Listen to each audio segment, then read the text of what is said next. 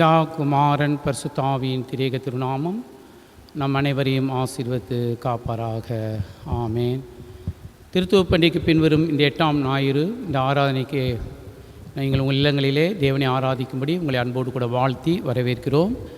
இந்த ஆராதனைக்கு ஆரம்பமாக நாம் யாவரும் முழங்கால் படியிட்டு நாம் ஆண்டவரை நோக்கி ஜெபம் செய்வோமாக.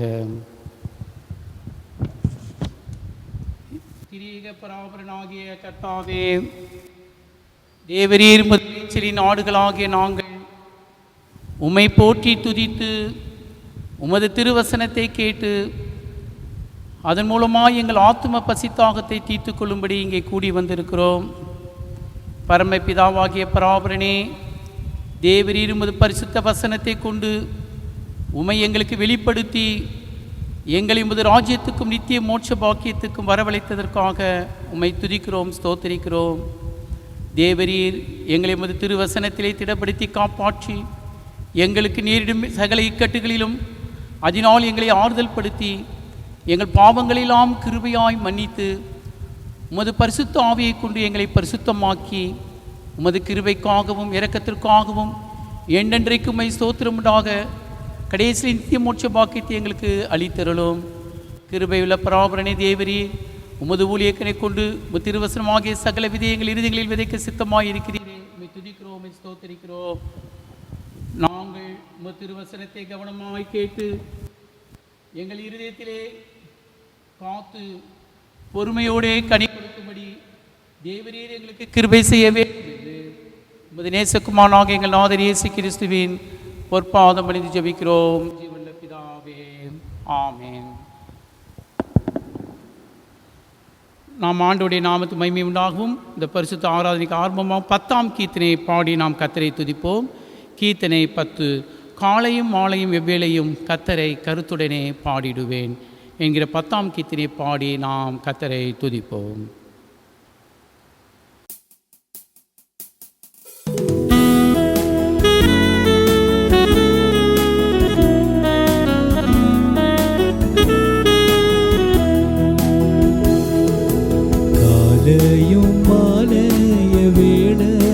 கர்த்தரை கருத்துடன் பாடிடுவே.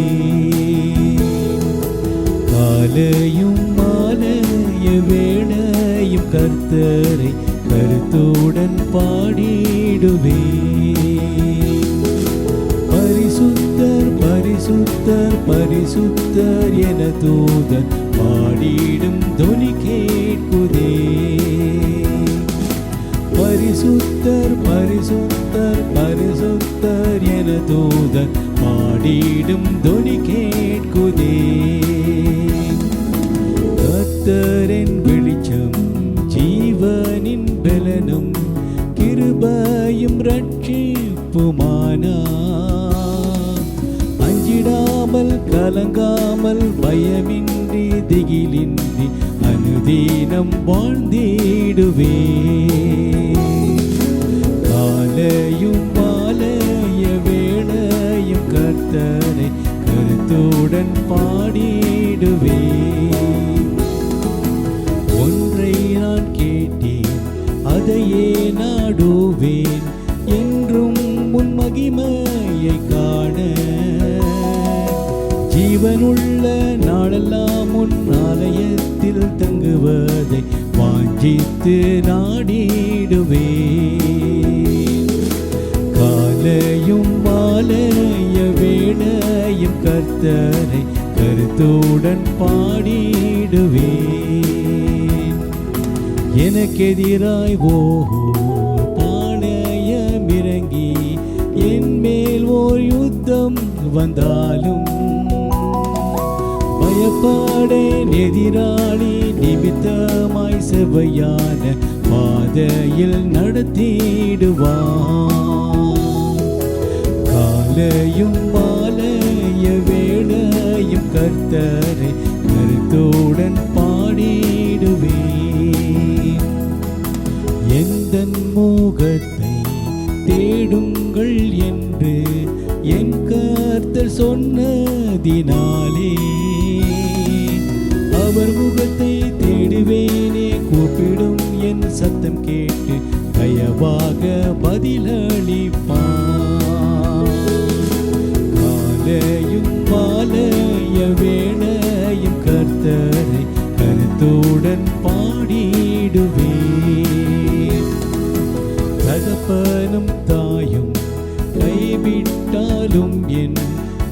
கர்த்தரனை சேர்த்து கொள்வார். எந்த உள்ளம் என்று போலே திடமாக கர்த்தருக்கு என்றென்றும் காத்திருக்கும். காலையும் மாலைய வேளையும் கர்த்தரை கருத்துடன் பாடிடுவே.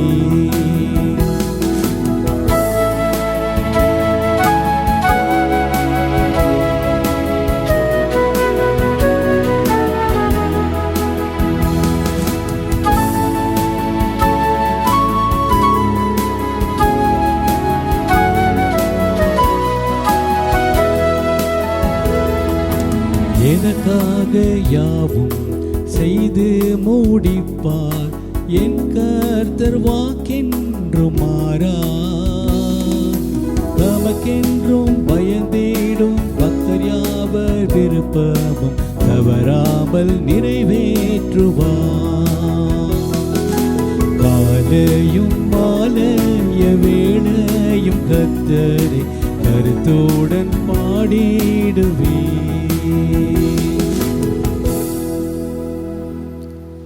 திருத்துவ பண்டிகைக்கு பின்வரும் 8ஆம் ஞாயிறு. இந்த ஞாயிறுக்காக முறையாக வாசிக்கும்படி கொடுக்கப்பட்ட சங்கீதங்களின் புஸ்தகம் 15ஆம் சங்கீதம் 1ஆம் வசனம் முதல் 5ஆம் வசனம் வரை நாம் முறையாக வாசிப்போம்.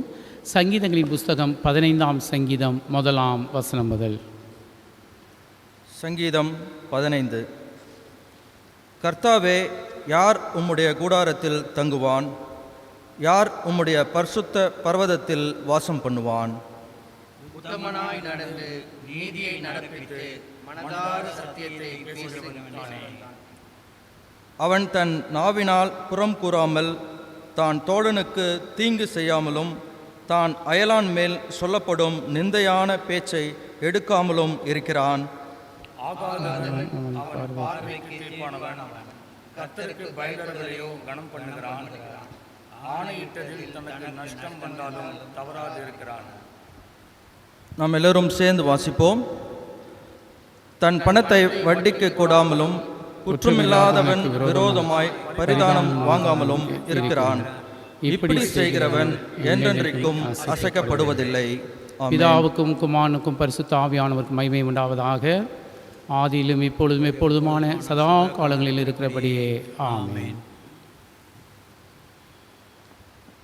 நாம் மீண்டும் ஆண்டவருடைய நாமத்துக்கு மகிமை உண்டாகவும் நாம் கர்த்தரை ஆராதிக்கும் வண்ணமாக 224ஆம் நாணப்பாடலில் முதல் 4 கவிகளை பாடி நாம் கர்த்தரை ஆராதிப்போம். நாணப்பாடல் 224 முதல் 4 கவிகள்.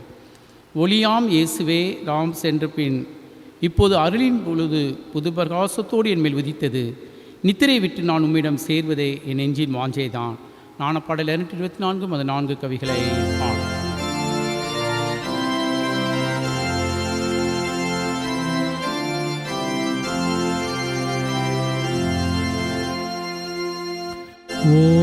ஒளியாம் இயேசுவே ராஜேந்திர பெண்ணை போது அருளின் பொழுது புது பிரகாசத்தோடு என் மேலோதித்தது. நித்திரை விட்டு நான் உம்மிடம் சேர்வதே என் நெஞ்சின் வாஞ்சைதான். கர்த்தாவே, உமக்கு அடியேன் பலியாக எதை செலுத்துவேன் நான் விசுவாசமாக. உமது அருளில் அமிழ்ந்து போவதே நானிடும் பலிதான். வேறொன்றறியேனே.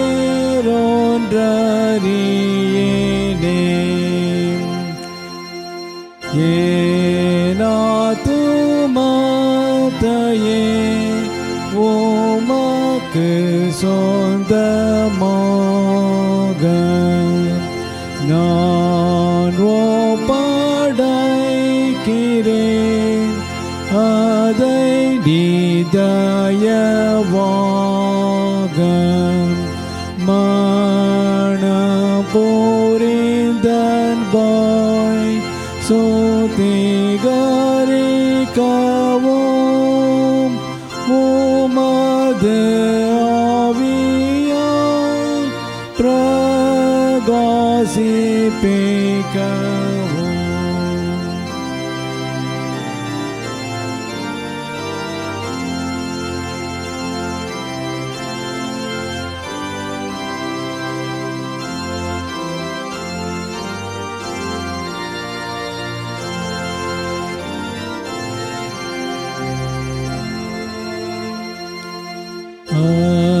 அத்தோடன் தேகத்தை உமக்கு நான் வீடாக பிரதிஷ்டை செய்கிறேன், நல்லாலயமுமாக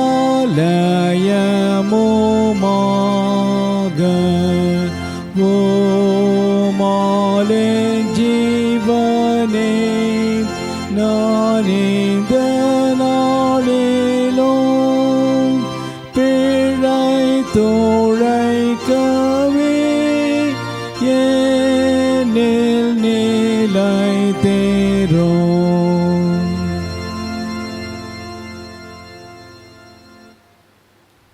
இந்த மாதத்தின் இந்த பரிசுத்த முதல் ஓய்வு நாளிலே ஆரம்ப வாக்கியமாக நம்முடைய ஞானப்பாடு புஸ்தகம் பின்புறத்தில் இருக்கிற முதலாம் பக்கத்தில் இருக்கிற ஆரம்ப வாக்கியத்தை நாம் முறைமுறையாக பாடுவோம்.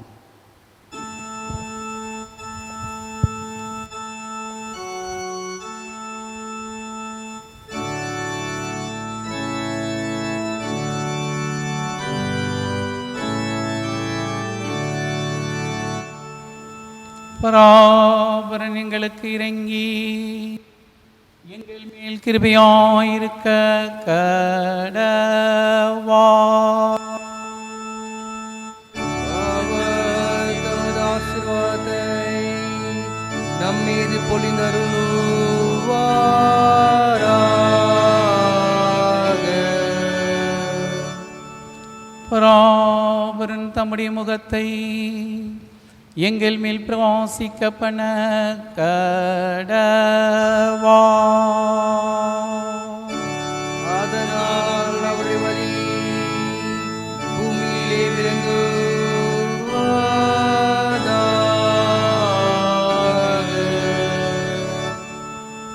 எங்கள் தேவனாகிய பராபரன் எங்களை ஆசீர்வதிக்க கடவா. பராபரன் நம்மை ஆசீர்வதித்து தமது சமாதானத்தை நமக்கு தந்திருவாராக.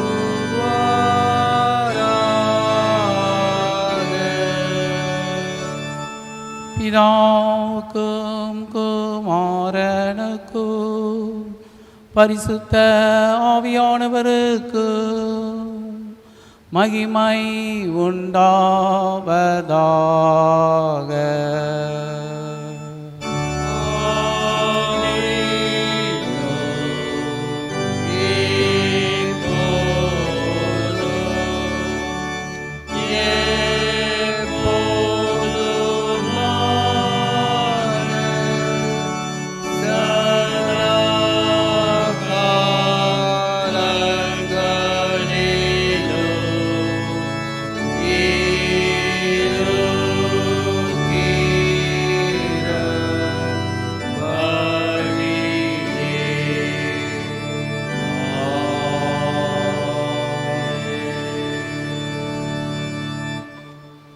பிரியமானவர்களே, நீங்கள் உங்கள் அபாத்திரத்தன்மையையும் உங்கள் பாவ குற்றங்களையும் உணர்ந்தறிந்து பராபரனுக்கு முன்பாக உங்களை தாழ்த்துங்கள்.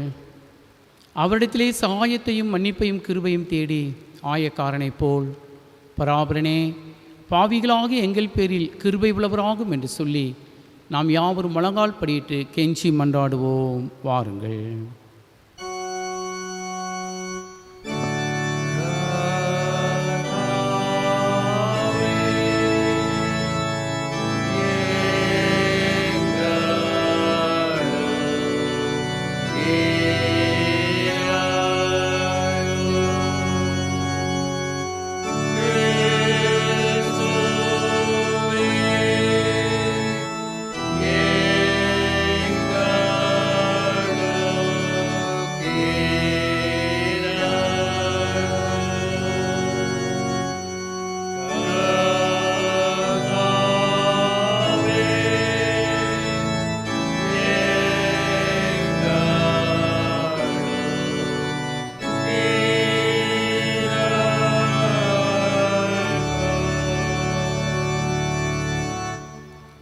உண்மையாய் மனஸ்தாப்பட்டு தங்கள் பாவங்களை அறிக்கை செய்தவர்களுக்கு சர்வவல்லமையும் இரக்கமும் உள்ள பராபரன் இறங்கினார். அவர் ஆகாதவனுடைய மரணத்தை விரும்பாமல் ஆகாதவன் தன் வழியை விட்டு திரும்பி பிழைப்பதையே விரும்புகிறார். பராபரன் தம்முடைய ஒரே பேரான குமாரனை நமது பாவங்களுக்காக மரணத்திற்கு ஒப்பு கொடுத்து இவ்நிமித்தமாய் நமது பாவங்கள் எல்லாவற்றையும் மன்னித்தாரே. அவருடைய பரிசுத்த திருநாமத்தை நாம் யாவரும் எழுந்து நின்று முதலாம் நாணப்பாட்டின் முதல் 4 கவியின் வாயிலாய் புகழ்ந்து ஸ்தோத்தரிப்போம். வாருங்கள்.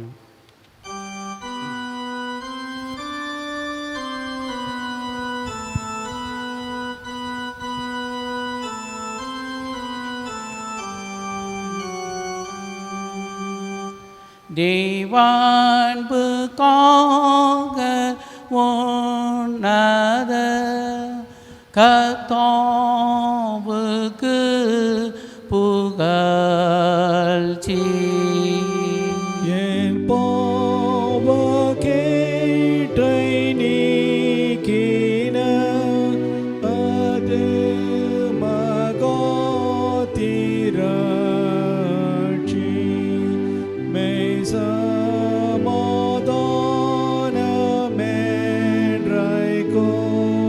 நரர்கள் மேல் பிரியமும்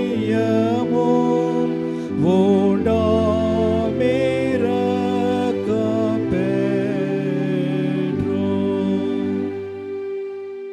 மாறாமலோண்டிருக்கிற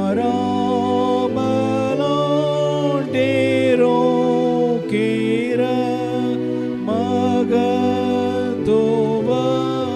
பிதாவே, துதியோடு உம்மை கும்பிட பணிகிறோம் கர்த்தாவே.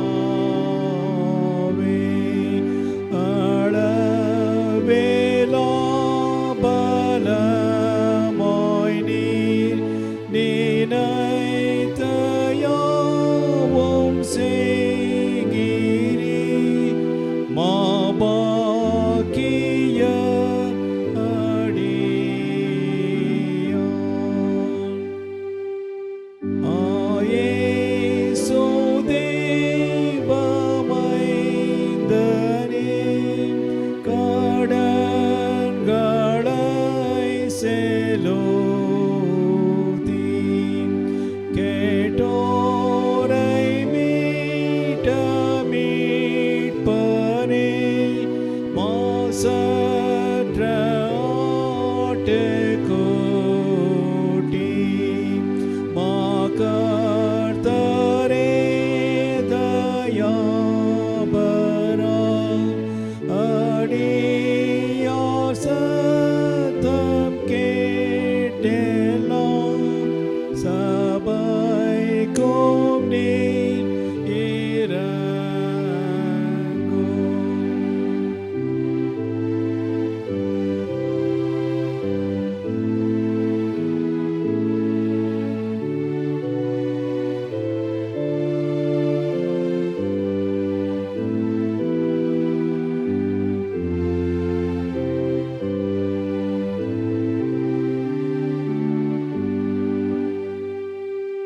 மெய்யாக தேற்றும் உன்னத தெய்வவினீரன்பாக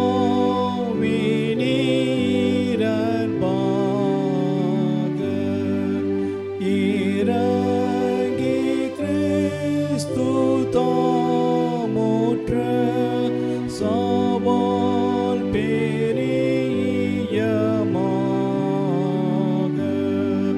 மீட்டோரை சாத்தான் கண்ணியில் வீழாதே காத்து துன்பத்தில் ஜெயிக்க பண்ணுமாமே.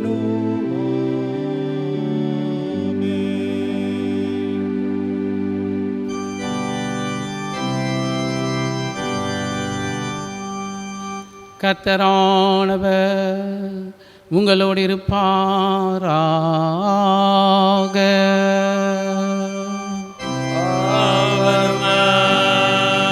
ஆவருமதாவி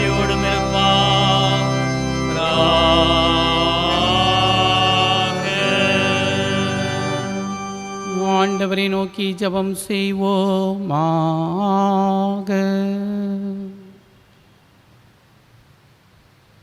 சர்வத்திற்கு வல்ல நித்திய பராபரனே, உம்மையன்றி வாழ முடியாத நாங்கள் உம்மது சித்தத்தை எங்கள் வாழ்க்கையிலே செய்யும்படிக்கு நேர்மையானவைகளை எப்பொழுதும் சிந்திக்கவும் செய்யவும் கூடிய மனதை எங்களுக்கு கிருபையாய் அளித்தருள வேண்டுமென்று உம்மோடும் பரிசுத்த ஆவியோடும் என்னென்றைக்கும் ஜீவித்த அரசாளுகிற எங்கள் நாத இயேசு கிறிஸ்துவின் மூலமாய் உம்மை வேண்டிக் கொள்ளுகிறோம். சுவாமி.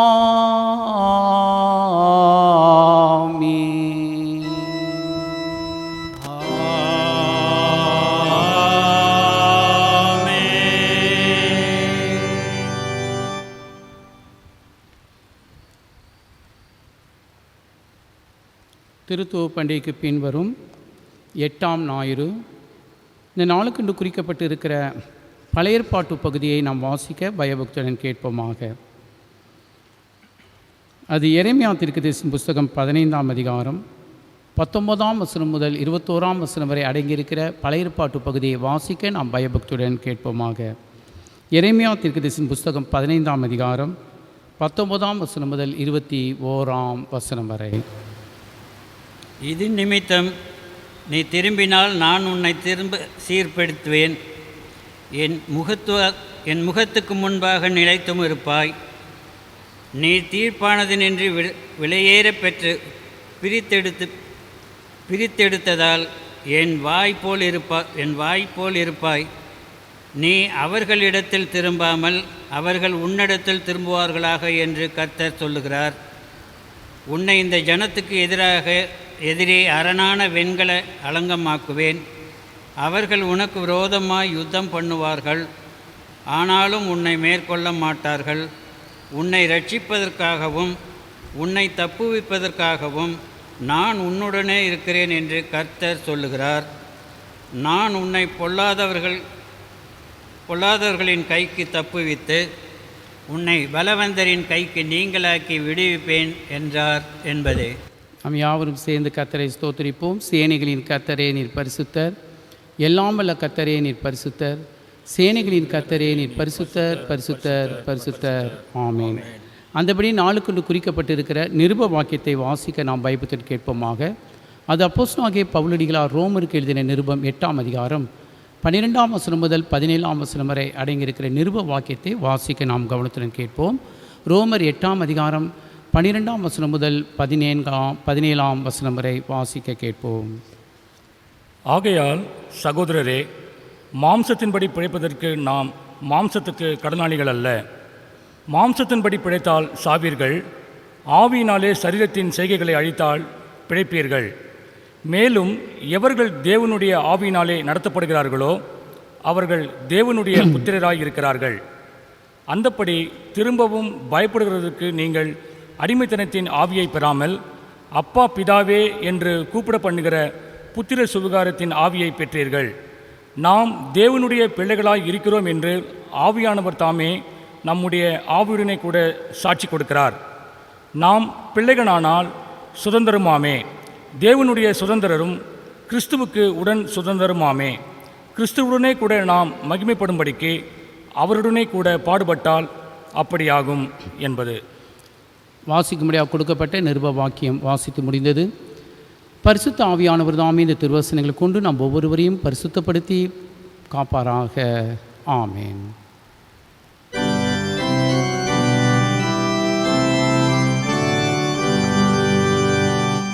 பராபரன் ஒளியில் நடக்கிறது போல நீங்களும் ஒளியில் நடந்தால் ஒருவரில் ஒருவர் ஐக்கப்பட்டு இருப்பீர்கள்.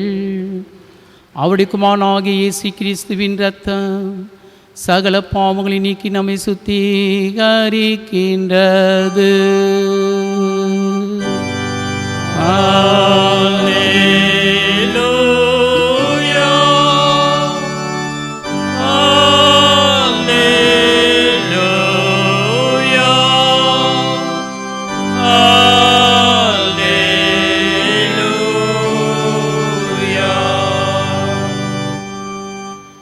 அந்தபடியே நாளுக்கென்று குறிக்கப்பட்டிருக்கிற இயேசு கிறிஸ்துவின் வார்த்தைகளையும் வாசிக்க நாம் பயபக்தியுடன் கேட்போமாக.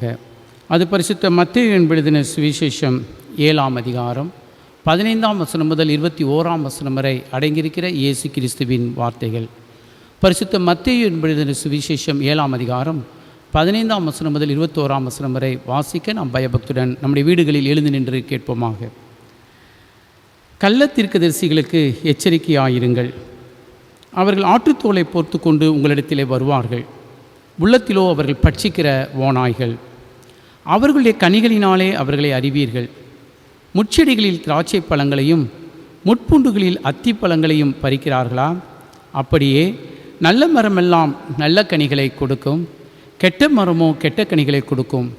நல்ல மரம் கெட்ட கனிகளை கொடுக்க மாட்டாது, கெட்ட மரம் நல்ல கனிகளையும் கொடுக்க மாட்டாது. நல்ல கனி கொடாத மரமெல்லாம் வெட்டுண்டு அக்கினியிலே போடப்படும். ஆதலால் அவர்களுடைய கனிகளினாலே அவர்களை அறிவீர்கள். பரலோகத்தில் இருக்கிற என் பிதாவின் சித்தத்தின்படி செய்கிறவனோ பரலோகத்தில் ராஜ்யத்தில் பிரவேசிப்பானே அல்லாமல் என்னை நோக்கி கர்த்தாவே கர்த்தாவே என்று சொல்லுகிறவன் அதில் பிரவேசிப்பதில்லை என்றார் என்பது.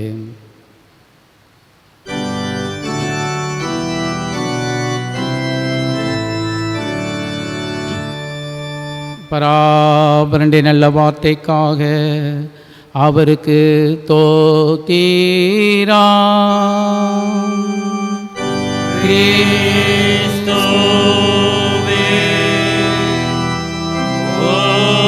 உமக்கு ஸ்தோத்திரம்.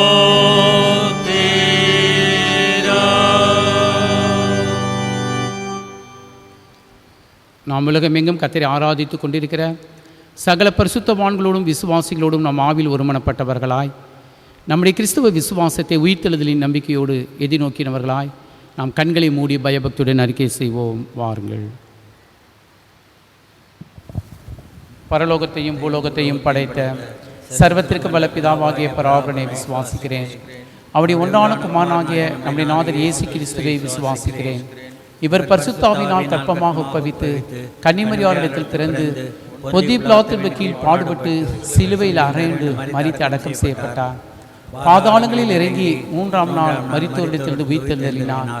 பரமண்டலத்திற்கு ஏறி சர்வத்திற்கு பல பிதாவாகிய பராபரனின் வலது பாசத்தில் வீட்டிருக்கிறார். அவ்விடத்தில் ஜீவனோரையும் மரித்தோரையும் நியாயந்திருக்க வருவார். பரிசுத்த ஆவியானவரை விசுவாசிக்கிறேன். பொதுவான பரிசுத்த சபையும் பரிசுத்தவானுடைய ஐக்கியமும் பாவ மன்னிப்பும் சரீர உயிர்த்தெழுதலும் நித்திய ஜீவனும் உன்னை விசுவாசிக்கிறேன். ஆமென். நாம் அறிக்கை செய்த இந்த உண்மையான விசுவாசத்தில் நம்முடைய மரண பரியந்தம், குறிப்பாக இந்த கொள்ளை நோய் காலங்களில் இந்த விசுவாசத்தில் உறுதியாய் நிலைத்திருந்து சாட்சியாய் வாழ பரிசுத்த ஆவியானவர் தாமே நம் அனைவருக்கும் கிருபையும் ஒத்தாசையும் செய்வாராக. ஆமென்.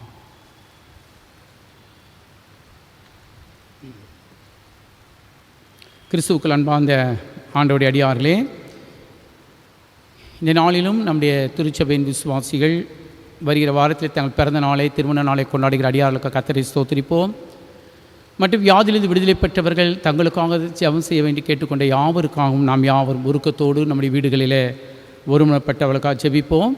இந்த தோத்திர ஜெபத்துக்கு ஆரம்பமாக 226ஆம் நாணப்பாடலில் 3ஆம் கவியை நாம் பாடி கர்த்தரை ஸ்தோத்திரிப்போம்.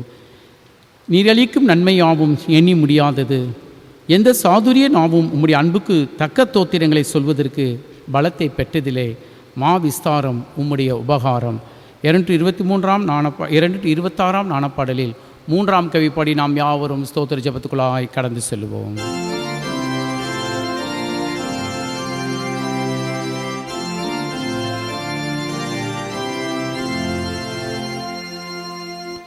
நிரளிக்கும் நன்மையாவும் எண்ணி முடியாதது, எந்த சாதுரிய நாவும் உம்முடைய அன்புக்கு தக்க தோத்திரங்களை சொல்வதற்கு பலத்தை பெற்றதில்லை மாவிஸ்தாரம் உம்முடைய உபகாரம்.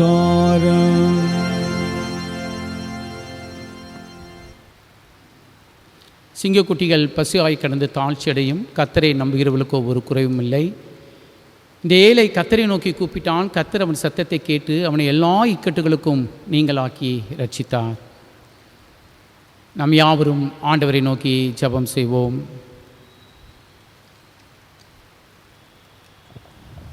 கிருபையும் இரக்கம் நிறைந்த பரிசுத்தமுள்ள பிதாவே, இந்த பரிசுத்த ஓய்வு நாளுக்காக உம்மை துதிக்கிறோம், ஸ்தோத்தரிக்கிறோம் ஸ்தோத்தரிக்கிறோம் ஸ்தோத்தரிக்கிறோம் ராஜா.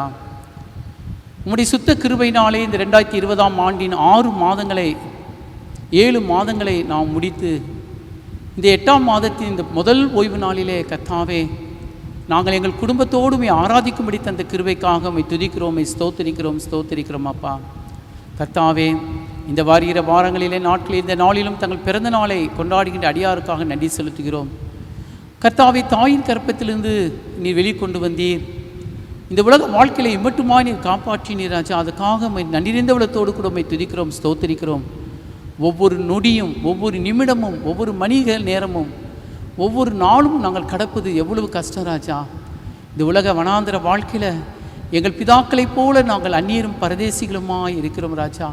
உம்முடைய சுத்த கிருபை எங்களை ஒவ்வொரு நாளும் தாங்குகிறதற்காய், எங்களை ஒவ்வொரு நாளும் எங்களை ஏந்துகிறதற்காக நாங்கள் உம்மை துதிக்கிறோம், ஸ்தோத்தரிக்கிறோம் ஸ்தோத்தரிக்கிறோம் ஸ்தோத்தரிக்கிறோம் ராஜா. பிறந்த நாளை கொண்டாடுகிற ஒவ்வொரு பிள்ளைகளையும் என் தேவன் உமது பலத்த கருத்துக்குழு நீ நடத்தினது போல வருகிற புதிய ஆண்டிலும் அவளை பலப்படுத்தி திடப்படுத்தி வழிநடத்தும் ராஜா. எல்லா பலவீனங்கள், எல்லா விக்கினங்கள், போராட்டங்கள், வன்கண் ஆவிகள் எல்லாவற்றையும் விலக்கி காத்து அவளை பலப்படுத்தும் ராஜா. கர்த்தாவை, திருமண நாளை நினைத்து கர்த்தருக்கு நன்றி செலுத்துகிற பிள்ளைகள் உண்டு. கணவன் மனைவியாய் ஒருவர் பாரத்தை ஒரு சுமந்து ஒருவேளை ஒருவர் அன்பு கூர்ந்து ஆண்டவரே இம்மட்டுமாய் வாழ்ந்த வாழ்க்கைக்காக ஸ்தோத்திரம். கணவனும் மனைவியும் ஒருவருக்கு ஒரு உண்மையாய் உமக்கு பக்தியாய் இருந்ததுக்காக ஸ்தோத்திரம். அவருடைய பிள்ளைகளை ஆசீர்வதியும், அவருடைய சன்னதியை ஆசீர்வதி ராஜா. கர்த்தாவே, சன்னதி இல்லாத குடும்பங்களை என் தேவன் ஆசீர்வதித்தருளும். நீர் அவரை ஆறுதல் படுத்தும், திடப்படுத்த நடத்தும் ராஜா. வியாதியிலிருந்து விடுதலை பெற்றவர்கள் உண்டு ராஜா. வியாதியின் பலவீனங்கள், வியாதியின் சுகவீனங்களிலிருந்து சுகத்திற்காக உமக்கு நன்றி செலுத்துகிறோம். ஆண்டவரை பலப்படுத்தும் பரிசுத்த ஆவியினால் திடப்படுத்து ராஜா. எல்லா பலவீனங்களுக்கும், விக்கினங்களுக்கும், போராட்டங்களுக்கும், வன்கண் ஆவிகளுக்கும் விலக்கி காரும். கர்த்தாவே, வியாதியோடு இருக்கிறவர்கள், எங்கள் சபை குடும்பங்களே ஒரு சில குடும்பங்களில் மரணங்கள், ஆனால் தேவன் அவளை உயிர்த்தது நம்பிக்கையிலே ஆறுதல் படுத்தியறலும். நான் மரித்தேன் ஆனாலும் சதா காலங்களிலும் உயிரோடு கூட இருக்கிறேன் என்று சொன்னீரல்லவா. அந்த உன்னதமான வசனங்கள், வார்த்தைகளை கொண்டு அவளை ஆறுதல் படுத்தும். ஒவ்வொருவரையும் பரிசுத்தப்படுத்தி நாங்கள் உண்மையை நம்பியிருக்கிறோம் ராஜா. உம்முடைய கிருபைக்காக நாங்கள் ஏங்குகிறோம், உம்முடைய கிருபைக்காக நாங்கள் கெஞ்சுகிறோம், உம்முடைய இரக்கத்திற்காக கெஞ்சுகிறோம். தொடர்ந்து நீ நடத்தும். உம்முடைய கருத்துக்குள்ளாய் எங்கள் ஒவ்வொருடைய ஆவி, ஆத்மா, சரீரத்தை ஒப்புக் கொடுக்கிறோம். இயேசுவின் ரத்தம் ஜெயம். இயேசுவின் நாமத்தில் ஜெபிக்கிறோம் ஜீவனுள்ள பிதாவே. ஆமென். கர்த்தாவின் சமாதானமும் சந்தோஷமும் ஆறுதலும் பிரியமானவர்களே உங்களோடு கூட மட்டும் இருந்தது போல இனியும் இருந்து உங்களை ஆசீர்வதித்து காப்பாராக. ஆமென்.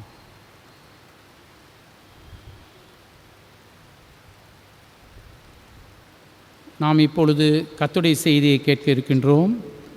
ஆண்டுடைய செய்தியை கேட்பது நம்மை ஆயத்தப்படுத்தும் வண்ணமாக 293ஆம் நாணப்பாடலில் முதல் 4 கவிகளை பாடி கர்த்தருடைய செய்தியை கேட்க நம்மை ஆயத்தப்படுத்துவோம்.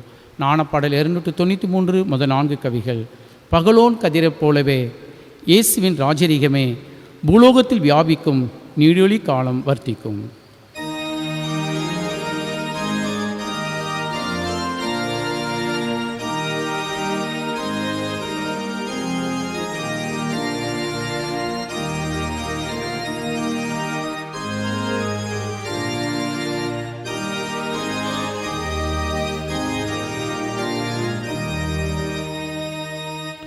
பகலோன் கதிர் போலவே இயேசுவின் ராஜரீகமே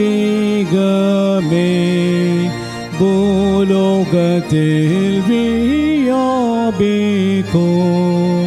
நீடொளி காலம் வர்த்திக்கும்.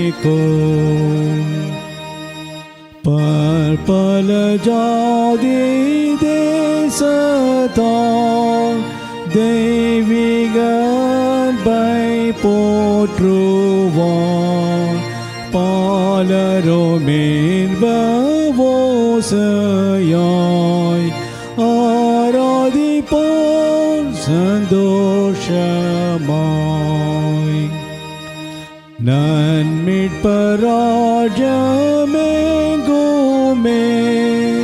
சிரேஷ்ட பாக்கியம் தங்குமே துன்புற்றோராரி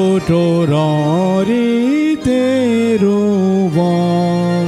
தேக்கற்றோர் வாழ்ந்து பூரிப்பார்.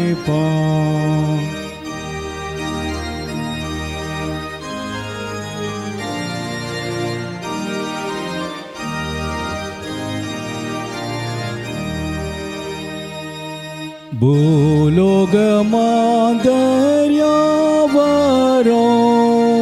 வானோரின் சேனை திரளும் சாஷ்டாங்கம் செய்து போற்றுவார். நீர் வாழ்கிறாயரே என்பார். நம்முடைய ஆண்டவராகிய கர்த்தரிடமிருந்தும் பிதாவாகிய தேவனிடமிருந்தும் நீங்கள் கர்த்தராகிய இயேசு கிறிஸ்துவை அறிகிற அறிவினால் உங்கள் அனைவருக்கும் கிருபையும் சமாதானமும் உண்டாவதாக. ஆமென். நாம் யாவரும் ஆண்டவரை நோக்கி ஜெபம் செய்வோம். பிரியமானவரே, நாம் எல்லாரும் ஜெப நிலையிலே இந்த பாடலை பாடி பரிசுத்தாவின் கருத்துக்கள் ஒப்புக் கொடுப்போம். தேவஜனம் கூடும் நேரத்தில் தூய ஆவி வந்திறங்குவார், தூய ஆவி வந்திறங்குவார். ஸ்தோத்திரம் அடியார் உள்ளத்தில் கர்த்தர் இயேசு பேசிடுவார். எல்லார் ஜெப நிலையிலே பரிசுத்தாவின் பிரசன்னத்தை உணர்ந்து இந்த பாடலை பாடுவோம்.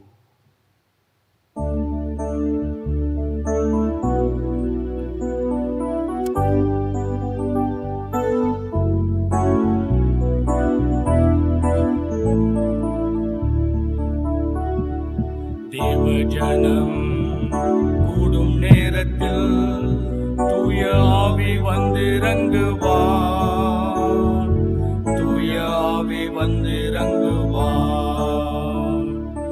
அல்லேலூயா நான் பாடுவேன், அல்லேலூயா நாங்கள் பாடுவோம், அல்லேலூயா நான் பாடுவேன், அல்லேலூயா நாங்கள் பாடுவோம். ஸ்தோத்தரின் போராடியார் உள்ளத்தில் கர்த்தர் இயேசு பேசிடுவார்.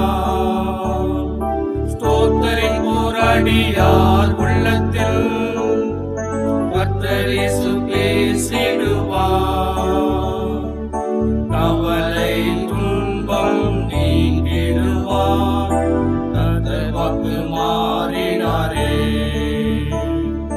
கவலை துன்பம் நீங்கிடுவார், கர்த்தர் வாக்கு மாறினாரே.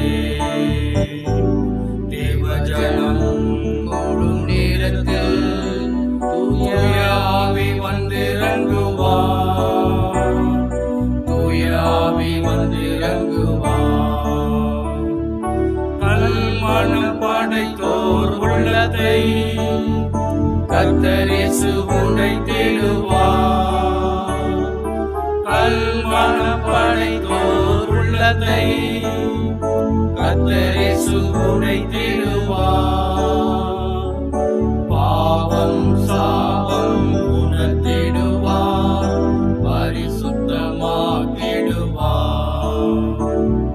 பாவம் சாபம் உணர்த்திடுவார், பரிசுத்தமாக்கிடுவார்.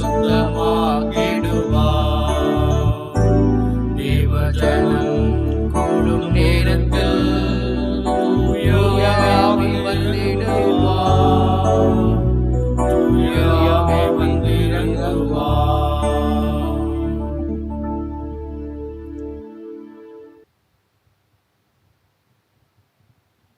வாரும் பரிசுத்த ஆவியானவரே, உம்மை விசுவாசிக்கிற ஒவ்வொருடைய உள்ளத்திலும் வந்திறங்கி அதில் உமது அன்பு என்னும் தீயை மூட்டியருளும்.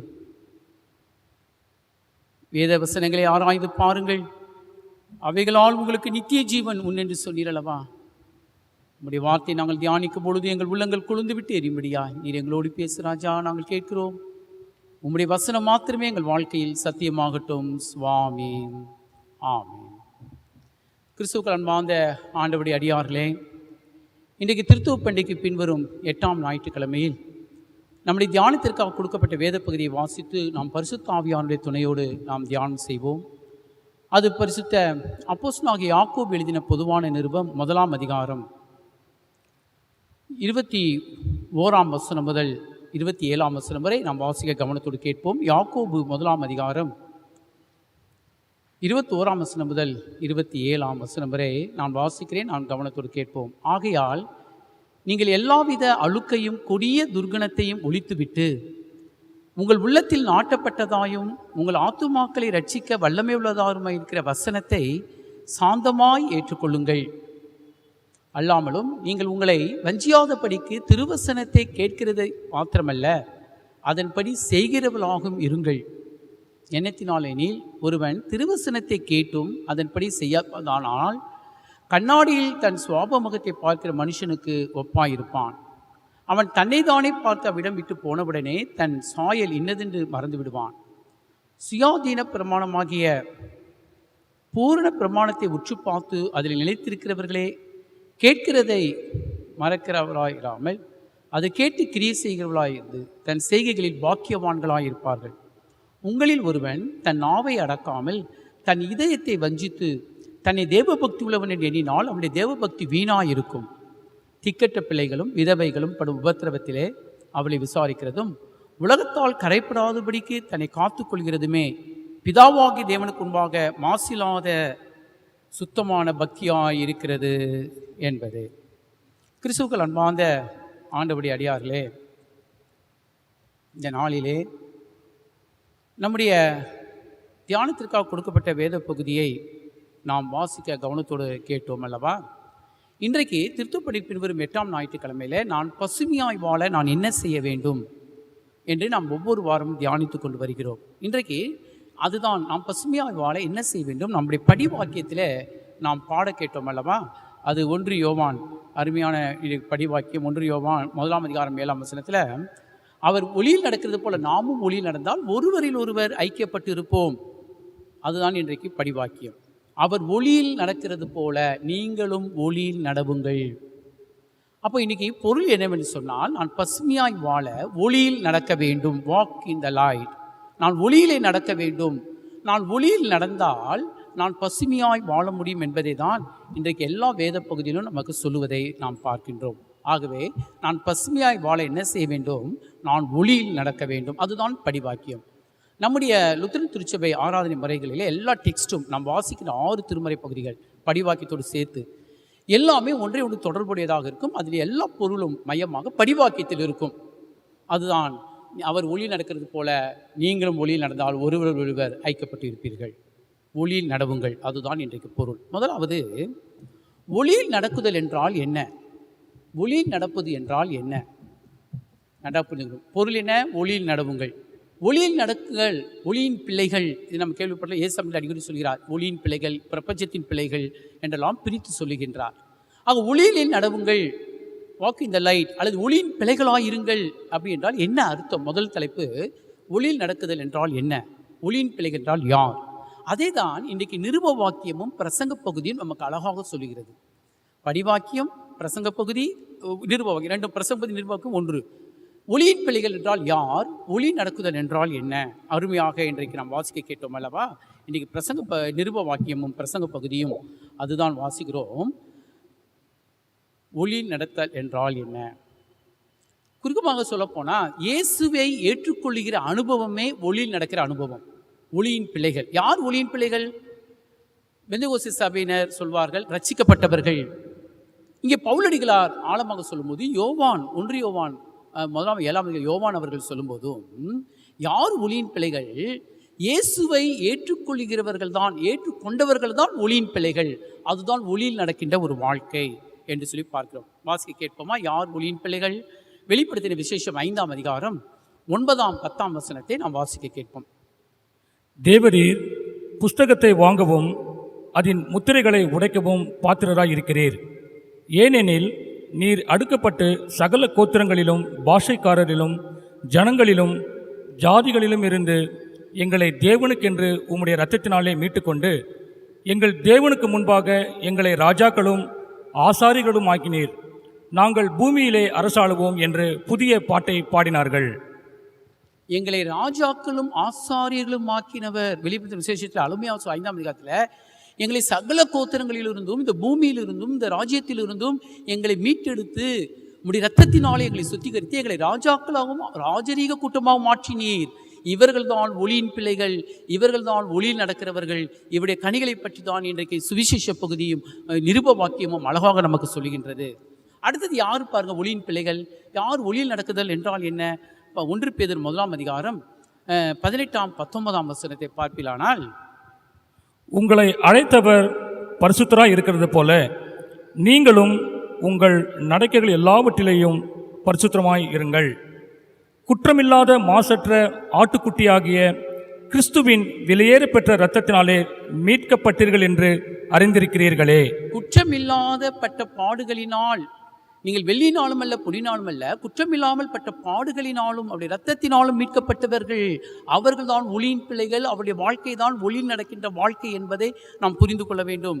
அதில் பாருங்க, 1 பேதுரு 2ஆம் அதிகாரம் 9ஆம் 10ஆம் வசனத்தை நாம் வாசிக்க கேட்போமானால், 1 பேதுரு 2ஆம் அதிகாரம் 9ஆம் 10ஆம் வசனத்தை வாசிக்க கேட்போம். 1 பேதுரு 2ஆம் அதிகாரம் 9ஆம் 10ஆம் வசனத்தில் அழகாக சொல்கிறார், யார் ஒளியின் பிள்ளைகள். நீங்களோ உங்களை அந்தகாரத்தினின்று தம்முடைய ஆச்சரியமான ஒளிநடத்திற்கு வழிவகுத்தவருடைய புண்ணியங்களை அறிவிக்கும்படிக்கு தெரிந்து கொள்ளப்பட்ட சந்ததியாயும் ராஜரீகமான ஆசாரிய கூட்டமாயும் பரிசுத்த ஜாதியாயும் அவருக்கு சொந்தமான ஜனமாயும் இருக்கிறீர்கள். முன்னே நீங்கள் தேவனுடைய ஜனங்களாய் இருக்கவில்லை, இப்பொழுதோ அவருடைய ஜனங்களாய் இருக்கிறீர்கள். முன்னே நீங்கள் இரக்கம் பெறாதவர்களாய் இருந்தீர்கள், இப்பொழுதோ இரக்கம் பெற்றவர்களாய் இருக்கிறீர்கள். பிரியமானவர்களே, ஒளியின் பிள்ளைகள், ஒளியில் நடந்து கொள்ளுங்கள். ஒளி நடத்துதல் என்றால் என்ன? ஒளியின் பிள்ளைகள் யார்? இந்த வாசிக்க கேட்ட இந்த 3 பகுதியில் மிக முக்கியமானது. இயேசுவின் இரத்தத்தினால் மீட்கப்பட்டவர்கள், இயேசுவின் இரத்தத்தினால் சுத்திகரிக்கப்பட்டவர்கள். அந்த காலத்திலிருந்து உங்களை ஆச்சரியமான வெளிச்ச நிலத்தில் வரவழைத்தவருடைய புண்ணியங்களை அறிவிக்கும்படி நன்றாக புரிந்து கொள்ளுங்கள். யாரெல்லாம் கிறிஸ்துவை பிரசித்தம் பண்ணுகிறார்களோ, தங்கள் வாழ்க்கையின் மூலமாய் கிறிஸ்துவை அறிவிக்கிறார்களோ, அவர்கள் ஒளியின் பிள்ளைகளாய் இருக்கிறார்கள் என்று இந்த வேத பகுதிகள் நமக்கு சொல்லுவதை நாம் பார்க்கிறோம். அப்படியானால் பிரியமானவர்களே, இருளின் பிள்ளைகள் யார்? ஒளியின் பிள்ளைகள் என்று சொன்னால் இருளின் பிள்ளைகள் யார்? அதற்கு ரெஃபரன்ஸ் நமக்கு தெரியும், யூதாஸ் காரியத்து தான். அழகாக நாம் வேதத்தில் காஸ்பலில் வாசிக்கிறோம்ல, லூக்காவில் அவன் அப்பத்தை வாங்கினான், பிசாசு அவனுக்குள் புகுந்தான், அவன் உடனே வெளியே போனான். அதோடு முடிச்சதில்ல லூக்கா. அவன் வெளியே போனால் அது ராக்காலமாக இருந்தது. நன்றாக புரிந்து கொள்ளுங்கள், அது மிகவும் சுவையான ஒரு பகுதி அல்லவா? பெரிய வியாழக்கிழமையிலே நாம் வாசிப்போம் அடிக்கடி. யூதாஸ் காரியத்து அப்பத்தை வாங்கினான், அவனுக்குள் சாத்தான் புகுந்தான். அப்பத்தை வாங்கினவன் சாத்தான் புகுந்தான். உடனே அவன் வெளியே போனான், இயேசுவை விட்டு வெளியே போனான், அந்த ஐக்கியத்தை விட்டு வெளியே போனான். அது ராக்காலமாக இருந்தது, அதுதான் இருள். அவன் வாழ்க்கையே இருளில் முடிந்தது. அவன் இருளின் பிள்ளையாய் அவன் இருந்து விடுகின்றான். உண்மையான வாசத்தை பணத்துக்காக விற்று விடுகிறவர்கள் இருளின் பிள்ளைகள். யோசேப்பை பணத்துக்காக விற்று கொண்ட அவருடைய சகோதரர்கள் இருளின் பிள்ளைகள். பிரியமானவர்களே, ஒளியின் பிள்ளைகள். ஒளி நமக்குள் வரும்போது தான் நாம் ஒளியின் பிள்ளைகளாய் வாழ முடியும், நாம் ஒளியின் பிள்ளைகளாய் ஜீவிக்க முடியும், ஆவியின் கனிகளை கொடுக்க முடியும். இன்றைக்கு நிருப வாக்கியம் சொன்னது போல மாம்ச இச்சைகளை அழித்துவிட்டு நாம் அப்பா பிதாவை என்று கூப்பிடுகிற புத்திர சுவிகாரத்தின் ஆவியை பெறுகிறோமே, அதுதான் ஒளி. பரிசுத்த ஆவி நம்மிடத்தில் வரும்போது தான் அந்த ஒளியை பெற்றுக்கொள்கிறோம். ரோமர் 8ஆம் அதிகாரம் 9ஆம் வசனத்தில் அழகாக பவுலடிகளார் சொல்லுகிறார், தேவனுடைய ஆவி உங்களில் வாசமாய் இருந்தால் நீங்கள் மாம்சத்துக்குட்பட்டவர்களாய் இராமல் ஆவிக்குட்பட்டவர்களாய் இருப்பீர்கள். கிறிஸ்துவின் ஆவி இல்லாதவன் அவருடையவன் அல்ல. கிறிஸ்துவின் ஆவி இல்லாதவன் அவனுடையவன் அல்ல. கிறிஸ்துவின் ஆவி உங்களில் வாசமாய் இருந்தால் அவர் பாவத்தை அழித்து போடுகிறவராயிருக்கிறார். அப்போ ஒளியின் பிள்ளைகள் கிறிஸ்து உண்மையாகவே அவருக்கு வரும்பொழுது அவர்கள் உலகத்தில் இருக்கிற வழிபாடுகள், உலகத்தில் இருக்கிறதான அக்கிரமங்கள், அநீதிகள், அநியாயங்களை எல்லாம் ஒழித்துவிட்டு அவர்கள் அப்பா பிதாவை கூடிய புத்திர சுவிகாரத்தின் ஆவியை பெற்றுக்கொள்கிறார்கள். அதுதான் ஒளியின் பிள்ளைகள் என்பதை நாம் மறந்துவிடக்கூடாது. கிறிஸ்துவுக்குள் அன்பார்ந்தவர்களே, பவுலடிகளார் நமக்கு பெரிய உதாரணம் அல்லவா? ஒளி ஒன்று அவன் மீது உதிக்கிறது, பிரகாசித்தது. உடனே சவுல் கீழே விழுகிறார். நீ யார் என்று கேட்கிறார். நீ யார்? ஆண்டவரே நீர் யார்? என்ன பரிதாபமான நிலைமை அல்லவா? தான் ஆண்டவருக்கு தொண்டு செய்வதாக, தான் ஆண்டவருக்கு ஊழியம் செய்வதாக, சபைகளிலே ஆண்டவருக்கு ஊழியம் செய்வதாக நினைத்து கொண்டு ஆண்டவரையே அறியாதவனாய், ஆண்டவருடைய சித்தத்தை அறியாதவனாய் வாழ்ந்து கொண்டிருந்த சவுலை போலதான் இன்னைக்கு எத்தனை பேருடைய வாழ்க்கை திருச்சபையில் இருக்கிறது அல்லவா? நானும் கர்த்தருக்கு ஊழியம் செய்கிறேன், நானும் இதில் இருக்கிறேன், நானும் அதை செய்கிறேன். ஆனால் கடவுள் யார்? பரிசுத்தாவின் அபிஷேகம் என்றால் என்ன? ஆவியின் கனிகள், ஆவியின் வரங்களை தெரியாமல் ஆண்டவரே நீர் யார் என்று சாகும்போது கேட்கிறவர்கள் எத்தனை பேர் இருக்கிறார்கள் அல்லவா? கிறிஸ்துவுக்குள் அன்பார்ந்தவர்களே, அதுதான் பவுலடிகளாருடைய வாழ்க்கையில் உங்களுடைய சித்தத்தும் என்னவென்று சொல்லணும் என்று கேட்கிறார். நான் என்ன செய்ய சித்தமாக இருக்கிறீர்? அதுதான் ஒளியின் அனுபவம், அதுதான் ஒளியின் பிள்ளைகள். அதுக்கு பிறகு பவுலுடைய வாழ்க்கை முழுவதும் ஒளியில் நடக்கிறவராக வாழ்ந்து வந்தார். அன்பார்ந்தவர்களே, நாம் எப்படிப்பட்டவர்களாக இருக்கிறோம்? ஒளியின் பிள்ளைகளாய் நாம் இருக்கிறோமா? கிறிஸ்து நமக்கு உதித்திருக்கிறாரா? நீ ஊழியம் செய்கிறாய் என்று சொல்கிறாயே, திருச்சபையிலே முன்னே வந்து நிற்க வேண்டும் என்று விரும்புகிறாயே, திருச்சபையை எல்லாவற்றையும் செய்ய வேண்டும் விரும்புகிறாயே, கர்த்தருடைய சித்தத்தை நீ அறிந்திருக்கிறாயா? கர்த்தர் உன்னை அழைத்திருக்கிறார் என்று உணர்ந்திருக்கிறாயா? அப்படி ஒளியை நீ பெற்றிருக்கிறாயா? பவுலடிகளாருடைய இந்த அனுபவம் உங்களுக்கும் எனக்கும் இருக்கிறதா? அப்படி இல்லாதவர்கள் ஒளியின் பிள்ளைகள் அல்ல, அவர்கள் இருளின் பிள்ளைகளாக இருக்கிறார்கள் என்பதை நாம் மறந்துவிடக்கூடாது. பாருங்க, பவுலடிகளார் வாழ்க்கையில் ஒளி வந்தவுடனே எல்லாரையும் அடித்தவர் அவர் அடி வாங்குறாருங்க. எல்லாரையும் அநேகரை நிர்வாணமாக்கினார். இன்னைக்கு பவுல் கிறிஸ்துவுக்காக நிர்வாணமாக்கப்பட்டார். எல்லாரையும் துன்பப்படுத்தினார். இன்னைக்கு கிறிஸ்துவின் ஒளி வந்தவுடனே பவுலடிகளார் சுவிசேஷத்திற்காக அவர் துன்பங்களை சகித்துக் கொள்கிறார். இதுதான் ஒளியின் அனுபவம். கிறிஸ்துவுக்குள் அன்பான ஒரு பெரிய மாற்றம் பாருங்க. பவுலடிகளார் வாழ்க்கையில் இன்னைக்கெல்லாம் பார்த்தீங்கன்னா ஒரு சொத்து மற்றவங்களுக்கு எழுதி கொடுக்குறது பெரிய காரியம். அது ஓவர்ஃப்ளோ ஆனால் தான், பேங்க்கில் அக்கௌண்ட் ஓவர்ஃப்ளோ ஆகி வழிஞ்சாதான் ஒரு சிலர்லாம் ஏழைகளுக்கு செய்வார்கள். ஆனால் ஒரு சிலர் கஷ்டப்படும் செய்கிறார்கள், அது வேற. ஆனால் பவுல் பாருங்க, படித்திருந்தும் பிலிப்பியர் 3:11 கிறிஸ்துவுக்காக நான் எல்லாவற்றையும் நஷ்டமும் குப்பையும் என்று எண்ணுகின்றேன் தூக்கி போட்டார். ஏனென்றால் கிறிஸ்துவின் ஒளி அவருக்கு வந்தது, அந்த தெய்வீக பரிசுத்தம் வந்தது, தெய்வீக சமாதானம் அவருடைய வாழ்க்கையில் வந்துச்சு. ஆகவே தான் நான் குப்பையுமாக எண்ணுகிறேன் என்று சொல்லி செய்கிறார். இன்றைக்கி பார்த்தீங்கன்னா சிலர்லாம் பேசும்போது என் ஸ்டேட்டஸ் என்ன தெரியுமா, என் படிப்பு என்ன தெரியுமா, நான் எத்தனை டிகிரி படிச்சிருக்கேன் தெரியுமா, நான் இங்கிலீஷில் எப்படி பேசுவேன் தெரியுமா, என் ஃபேமிலி ஸ்டேட்டஸ் என்ன தெரியுமா, இதை பேசி கொண்டிருப்பார்கள். ஆனால் ஒரு மனிதன் ரட்சிக்கப்படுகின்ற பொழுது, அந்த ஒளியின் அனுபவத்தை பெறுகின்ற போது, இவைகள் எல்லாம் குப்பை. படிக்காத எல்லா மனிதர்களையும் தேவன் பயன்படுத்தினார். பிரியமான தேவச்சனமே, ஒரு கிறிஸ்தவனுக்கு முதல் தகுதி ஸ்டேட்டஸோ பணமோ பதவியோ படிப்பு அல்ல, கிறிஸ்துவின் ஆவியின் உள்ளத்தில் நான் பெற்றிருக்க வேண்டும். ரட்சிக்கப்படுகிற அனுபவத்தை பெற்று பணத்துக்காக ஊழியம், அநீதிக்காக ஊழியம், பணத்துக்காக அக்கிரமம் நிறைந்த இந்த உலகத்தில் நாம் வாழ்கிறோமே. பிரியமானவர்களே, நாம் ஒளியில் நடக்கிறவர்களாக இருக்கிறோமா? இயேசு கிறிஸ்து அடிக்கடி சொல்கிறார்களா, யோவான் 12:35-36 வாசிங்க. யோவான் 12:35-36 வாசிக்க கேட்போமா? அவன் எரிந்து பிரகாசிக்கிற விளக்காயிருந்தான். நீங்களும் சில காலம் அவன் வெளிச்சத்திலே களி கூற மனதாயிருந்தீர்கள். யோவானுடைய சாட்சியை பார்க்கிலும் மேன்மையான சாட்சி எனக்கு உண்டு. அது என்னவெனில், நான் நிறைவேற்றும்படிக்கு பிதாவானவர் எனக்கு கற்பித்ததும் நான் செய்து வருகிறதுமான கிரியைகளே பிதா என்னை அனுப்பினார் என்று என்னை குறித்து சாட்சி கொடுக்கிறது. அவன் எரிந்து பிரகாசிக்கின்ற விளக்காக யோவான் ஸ்நானகர் இருந்தார். எவ்வளவு அருமையான ஒரு சாட்சி அல்லவா? He was a burning and shining lamp. ஆத்துமாவே, இன்றைக்கு நீங்களும் நானும் அப்படிப்பட்ட வாழ்க்கை வாழ்கிறோமா? அந்த ஒளியின் வாழ்க்கை நம்மிடத்தில் இருக்கிறதா என்று இன்றைக்கு நாம் ஆராய்ந்து பார்ப்போம். இன்றைக்கி நான் பசுமையாய் வாழ என்ன செய்ய வேண்டும்? நான் ஒளியில் நடக்க வேண்டும். ஒளி நடப்பது என்றால் என்ன? அதை தான் பார்த்தோம். ரட்சிக்கப்படுகிற அனுபவம், கிறிஸ்துவின் ஆவியை பெற்றுக்கொள்கிற அனுபவம். பவுலடிகளாரை போல அந்த அனுபவத்தை நாம் பெற்று வாழ வேண்டும். அப்பொழுது பசுமையாய் வாழலாம். ஒன்று. இரண்டாவது, ஒளியில் நடப்பவர்கள் செய்வது என்ன? ஒளியில் நடப்பவர்கள் செய்வது என்ன? ஒளியில் அனுபவத்தை பெற்றுக்கணும். இயேசு கிறிஸ்துவை ஏற்றுக்கொள்வது, ரட்சிக்கப்படும். அப்படிப்பட்டவர்கள் செய்வது என்ன? ஒளியின் பிள்ளைகள் செய்வது என்ன? இன்னைக்கு சுவிசேஷ பகுதி பாருங்க. நல்ல மரம் கெட்ட கனி கொடுக்காது, கெட்ட மரம் நல்ல கனியை கொடுக்காது, அதன் கனிகளினாலே அவைகளை அறிந்து கொள்வீர்கள். அப்போ ஒளியின் பிள்ளைகள் செய்வது என்ன தெரியுமா? பகுத்தறிகிற வரம் உங்களுக்கு இருக்குங்க. பகுத்தறிகிற வரம் இருக்கும். அந்த வரம் பற்றி உங்களுக்கு தெரியுமா? பகுத்தறிகிற வரம். யார் என்ன சொன்னாலும் காதில் போட்டு கேட்டுக்கொள்வது, இவளை பற்றி சொன்னால் அதை ஏற்றுக்கொள்வது, அவளை பற்றி சொன்னால் அதை ஏற்றுக்கொள்வது, அதை பற்றி ஊரெல்லாம் பிரசித்தப்படுவது, வீடு வீடாக கொண்டு போய் உட்கார்ந்து கொண்டு மற்றவர்களை பற்றி குறை பேசி கொண்டிருப்பது. பகுத்தறிகிற வரம் என்று சொன்னால் நல்ல மரம் கெட்ட மரம் எது, நல்ல கனி எது, கெட்ட கனி எது என்று அந்த கிறிஸ்தவன் பகுத்தறிவான். அவன்தான் ஒளியின் பிள்ளைகள். கிறிஸ்துவுக்குள் அன்பார்ந்த தேவஜனமே, இன்னைக்கு இப்போ புதிய ஏற்பாட்டிலே காஸ்பல் ரீடிங்கில் நாம் வாசித்தோமே, மத்தேயு 7ஆம் அதிகாரத்தில் இயேசு கிறிஸ்து சொல்லுவது, கள்ளத்திற்கு எச்சரிக்கையாயிருங்கள், அவருடைய கனிகளினால் எவ்வளவு அறிந்து கொள்ளுங்கள். யாரை பற்றி யார்கிட்டையும் கேட்காதீங்க, பேசலாம். ஐயா எல்லார்ட்டையும் பழகி கண்டுபிடிக்க முடியுமா? முடியாது. ஒரு 5 நிமிஷம் 10 நிமிஷம் ஒருத்தர்கிட்ட பேசுங்களேன், அவர்கள் நல்லவர்களா கெட்டவர்களா நம்ம தெரிஞ்சுக்கலாம். இப்போ நான் ஒரு சகோதரத்தில் பேசுகிறேன்னு வச்சுங்க, அவர் மற்றவங்களை பற்றி குறை பேசிக்கொண்டு, மற்றவருடைய வாழ்க்கையை பற்றி அசிங்கமாக பேசிக்கொண்டு, மற்றவர்களை குறை பேசி கொண்டு இருந்தால் அது கெட்ட கனி, கெட்ட மரம். தன்னிடத்திலேயே குறைய வச்சுக்கிட்டு தன் வாழ்க்கையே குறைவுள்ள வாழ்க்கையாக இருந்து மற்றவர்கிட்ட பேசுகிறார்களே, அது பயங்கரமான விஷம் நிறைந்த கனி நிறைந்த மரம். அதை தெரிந்து கொள்ள முடியாதா? நீங்கள் வேணா பாருங்க, இன்னைக்கு காலையில் அதை படித்தேன் நான். யோவான் 8ஆம் அதிகாரத்தில் யார் தெரியுமா மற்றவர்களை பற்றி குறை பேசுவா? குறை பேசுகிறவர்கள் தான், குற்றம் செய்கிறவர்கள் தான் தங்கள் குற்றத்தை மறைத்து தங்களை நல்லவர்களாய் காட்டுவதற்கு மற்றவர்களை குறை பேசி கொண்டிருப்பார்கள். நன்றாக புரிந்து கொள்ளுங்கள். அந்த விபச்சார பெண்ணை எல்லாரும் கல்லால் அடிக்க போகிறாங்க. உடனே இயேசு சொல்கிறார், உங்களில் குற்றம் செய்யாதவன் எவனோ அவனா கல்லால் அடிங்க.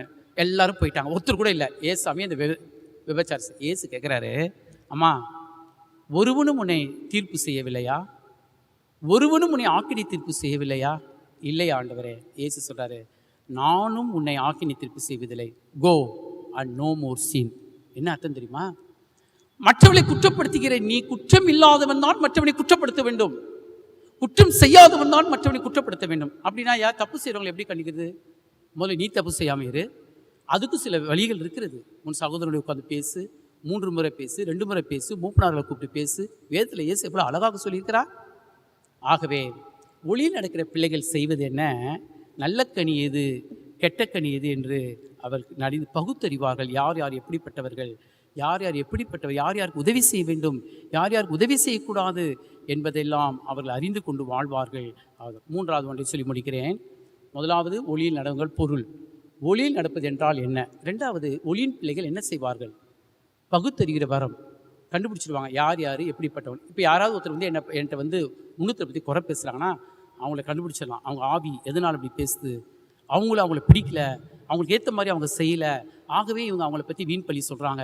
அது கிறிஸ்தவனுக்கு தான் தெரியும். கிறிஸ்தவன் என்று சொன்னால் எல்லாருக்கும் அல்ல, கிறிஸ்துவின் ஆவியை பெற்றவர்கள். இந்த ரோமர் 8ஆம் அதிகாரம், ரோமர் 12ஆம் அதிகாரம் இவர்களெல்லாம் படிப்பில்லானால் கிறிஸ்துவின் ஆவியை உடையவன் கிறிஸ்தவன் என்று பவுல் அழகாக சொல்கிறார். கிறிஸ்துவின் ஆவி இல்லாத கிறிஸ்தவன் அல்ல. கண்டுபிடித்து 3வது, ஒளியின் பிள்ளைகள் எப்படி நடந்து கொள்வார்கள், எப்படி என்ன செய்வார்கள், ஒளியின் பிள்ளைகள் எப்படி நடந்து கொள்வார்கள், அதுதான் இங்கே பிரசங்க பகுதி. அருமையான ஒரு பகுதி. யாக்கோபு 1ஆம் அதிகாரம் 21ஆம் வசனத்தில் நாம் வாசிக்கிறோம் அல்லவா? ஒளியின் பிள்ளைகள் எப்படிலாம் நடந்து கொள்வார்கள், அதை மட்டும் நாம் தியானித்து நாம் முடிப்போம். யாக்கோபு 1ஆம் அதிகாரத்தில் நாம் அழகாக வாசிக்க கேட்டோம்.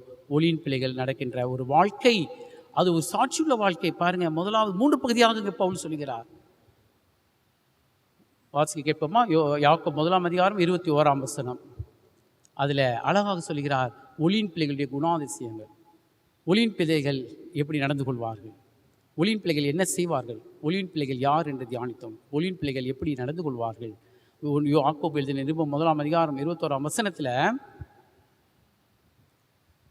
ஆகையால் நீங்கள் சகலவித அழுக்கையும் கொடிய துர்குணத்தையும் ஒழித்துவிட்டு உங்கள் உள்ளத்திலே நாட்டப்பட்டதாயும் உங்கள் ஆத்துமாக்களை ரட்சிக்க வல்லமையுள்ளதாம் என்ற வசனத்தை சாந்தமாக ஏற்றுக்கொள்ளுங்கள்.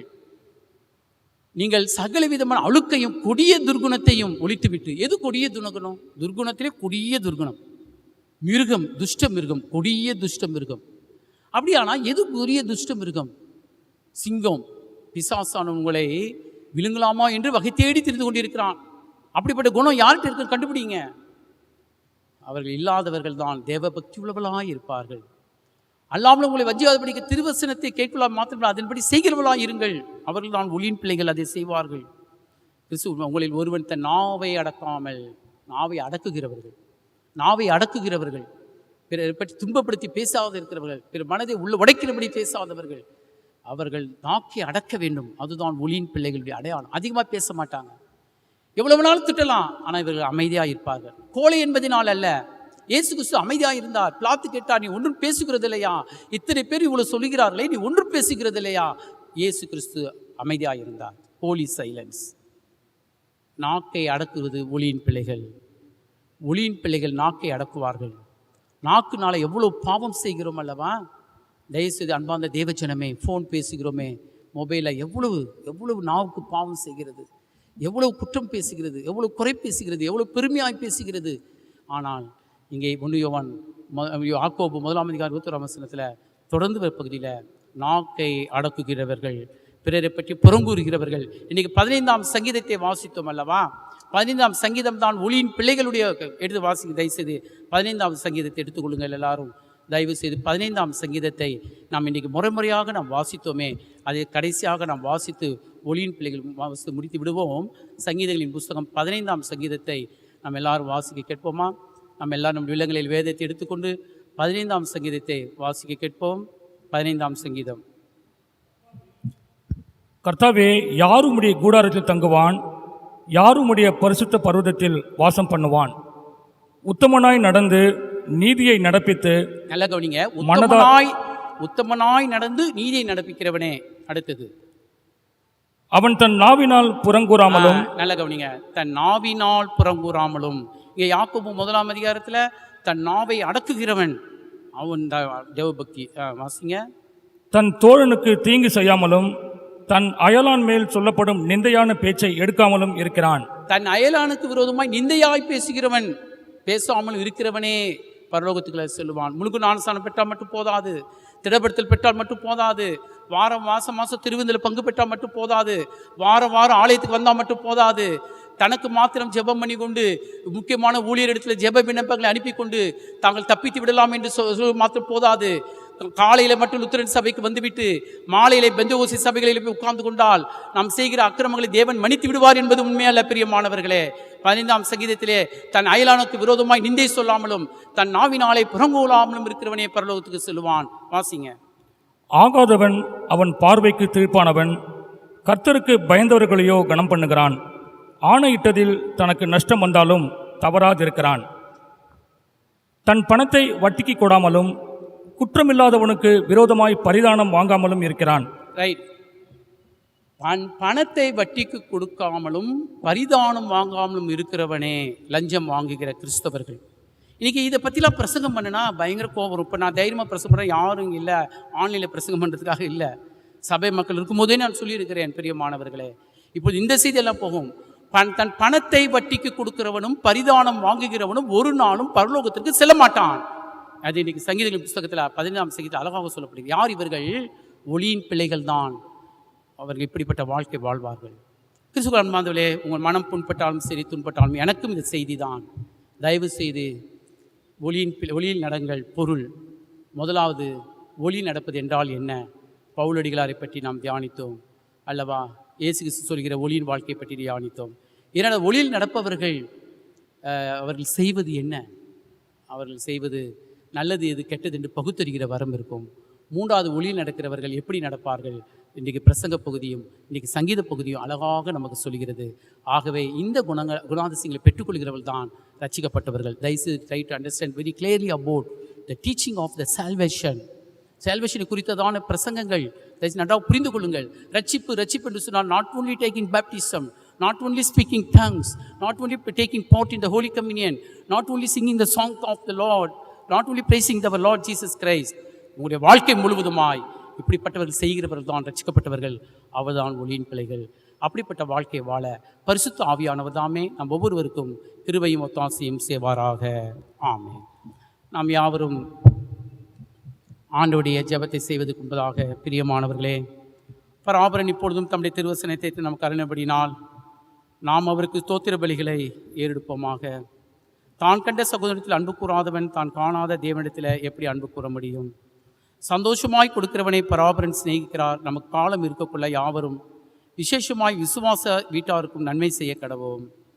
சபையாருக்கு அறிவிக்க வேண்டிய காரியங்கள் பிரியமானவர்களே, நான் போன வாரம் அறிவித்தது போல நம்முடைய கணம் பேராயிரவிலிருந்து வந்த சர்க்குலரின்படியாய் LWF ஸ்காலர்ஷிப் வேண்டுகிறவர்கள் நீங்கள் சபை குருவை அணுகுங்கள். மற்ற விவரங்களை கேட்டு உடனடியாக அனுப்பும்படி கேட்டுக்கொள்ளப்படுகிறோம். ஆகஸ்ட் மாதம் 10ஆம் தேதிக்குள்ளாக அதை நீங்கள் பூர்த்தி செய்து நாம் பேராயிரவர்களுக்கு அனுப்பும்படி உங்களை அன்போடு கூட கேட்டுக்கொள்கின்றோம். மேலும் இறையில் மாணவ மாணவிகளுக்கு உதவி செய்ய விரும்புகிறவர்கள் நம்முடைய சர்ச் அக்கௌண்ட்டில் இதுவரை உதவி செய்யாதவர்கள் சர்ச் அக்கௌண்ட்டில் போடுங்க. நம்ம திருச்சபை அப்பாஸ்டேட் மூலமாய் அது பேராயிரவர்களுக்கு அனுப்பி வைக்கப்பட்டு அவளுக்கு உதவி செய்யப்படும் என்பதை சபை மக்கள் மனதில் வைத்துக்கொண்டு நீங்கள் செயல்படுங்கள். உங்களுடைய காணிக்கைகளை, தசம்பாகங்களை, சர்ச் ஃபண்ட் போன்றவங்களை நீங்கள் நேரிலும் வந்து நம்ம ஆலயத்தில் கொடுக்கலாம். நம்முடைய பேங்க் அக்கௌண்ட்லையும் நீங்கள் ஆன்லைனில் போடலாம். ஆகவே நல்ல உற்சாகமாக ஜெபிங்க, பைபிள் வாசிங்க, குடும்பமாக செலவு பண்ணுங்கள். தேவனோடு கூட கர்த்தர் இந்த கொள்ளை நோய் காலங்களில் நமக்கு சீக்கிரத்தில் என்ன பூரண விடுதலை கொடுத்து நாம் தேவனை விடுதலையோடு ஆராதிக்கும்படி தேவன் நம்ம ஒவ்வொருவருக்கும் கிருபை செய்வாராக. ஆமென். பராபரனுடைய சொல்லி முடியாத ஈவுக்காக அவருக்கு ஸ்தோத்திரம்.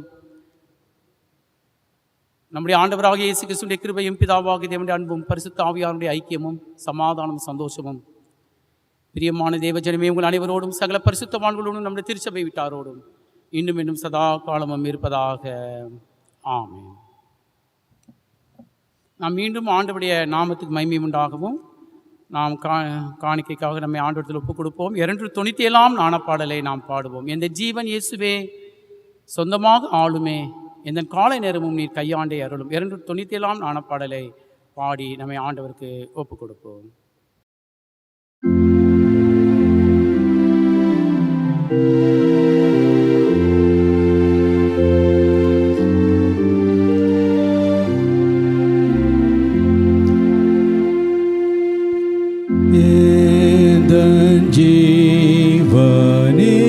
ஜீவனேசுவே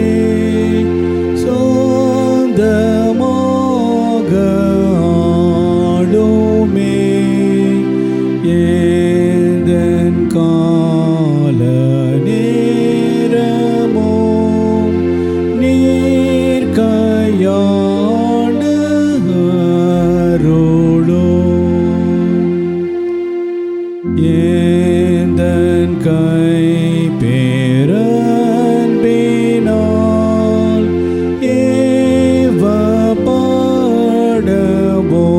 ஏவப்படவோமென் கால் வேகமாய் உழைக்கவும் அழகாய் விளங்கவும். எந்த நாவு இன்பமாய் உம்மை பாடவோமென் வாய் மீட்பின் செய்தி கூறவும்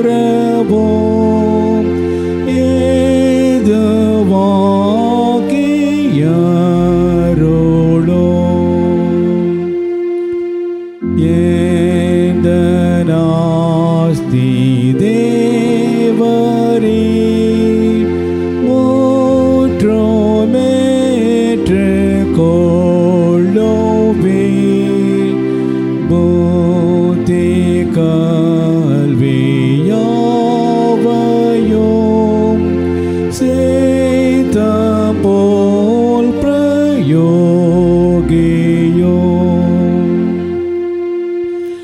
எந்தன் சேதமேசுவே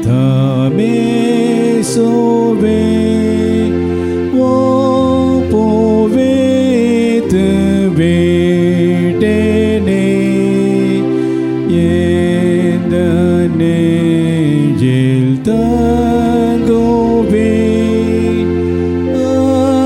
அதை நீத்து மாளுவே.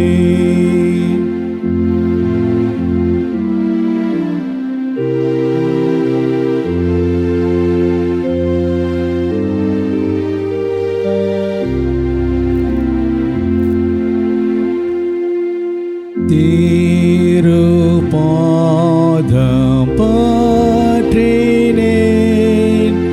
எந்த நேசமூற்றினேன், என்னையே சமூலமாய் தத்தம் செய்தினோ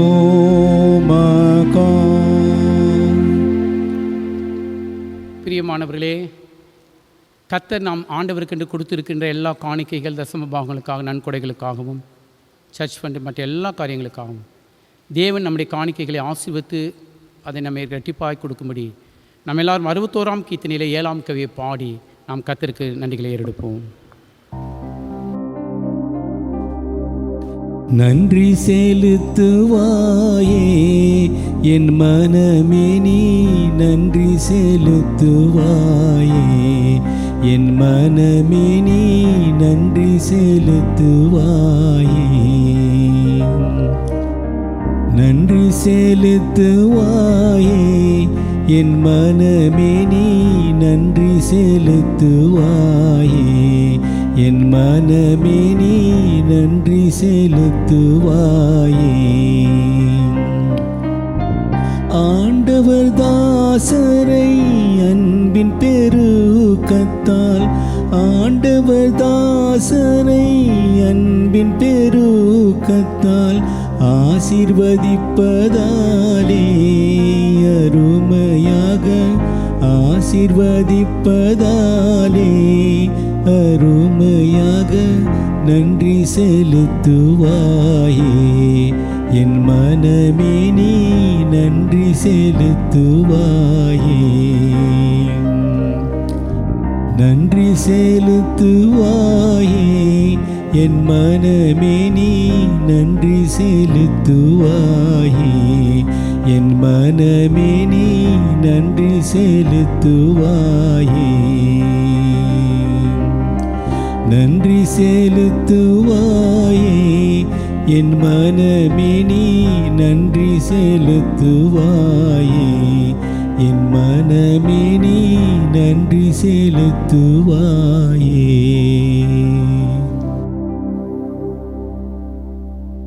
ஜெபம் செய்வோம். கிருபை நிறைந்த எங்கள் பரிசுத்தமுள்ள பிதாவே, நன்றி நிறைந்த உள்ளத்தோடு கூட உம்மை துதிக்கிறோம், ஸ்தோத்தரிக்கிறோம் ராஜா. நாங்கள் கேட்டும் எங்களுக்கு கொடுக்கின்றீர், நாங்கள் கேட்காமலேயும் எங்களை ஆசீர்வதிக்கிறீர். அதற்காக நன்றி செலுத்துகிறோம். நீர் எங்களுக்கு கொடுத்ததே உம்முடைய திருச்சபையின் ஊழியத்திற்கென்றும் உம்முடைய ஊழியக்காரர்களுக்கென்றும் நாங்கள் காணிக்கையாய் கொடுக்கும் பொழுது இதை நீங்கள் தயவாய் ஏற்று கொடுத்த ஒவ்வொரு கரங்களையும் உன்னதங்களில் இருக்கிற சகல ஆவிக்குரிய ஆசீர்வாதங்களினாலே ஆசீர்வதிக்கும்படி உம்முடைய பொற்பாதத்தையே பணிந்து ஜெபிக்கிறோம் ஜீவனுள்ள பிதாவே, ஆமென். மேலும் சபையாருக்கு அறிவிப்பு. சிசி சர்க்குலர் நம்பர் 10 2019 to 2020 படி admission to MBBS and other courses in CMC Vellur for 2020 regarding இது நம் பேராயரிடமிருந்தும் ஆலோசனை சங்கத்திடமிருந்தும் செயலரிடமிருந்தும் வந்திருக்கிற சர்க்குலர்.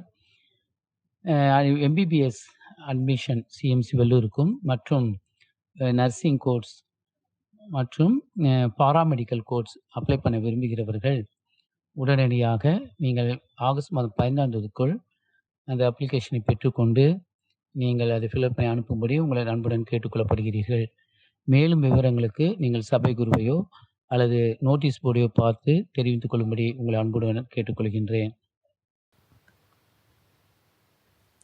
நாம் யாவரும் முழங்கால் படியிட்டு நம்முடைய இல்லங்களிலே தேவ பிரசன்னத்தை நாம் உணர்வோம். ஒவ்வொரு ஜெபத்திற்கு பிறகும் நாம் கர்த்தாவே எங்கள் விண்ணப்பங்களுக்கு செவி சாய்த்தலும் என்று சொல்லி நாம் பாரத்தோடு கூட நாம் ஜெபிப்போம்.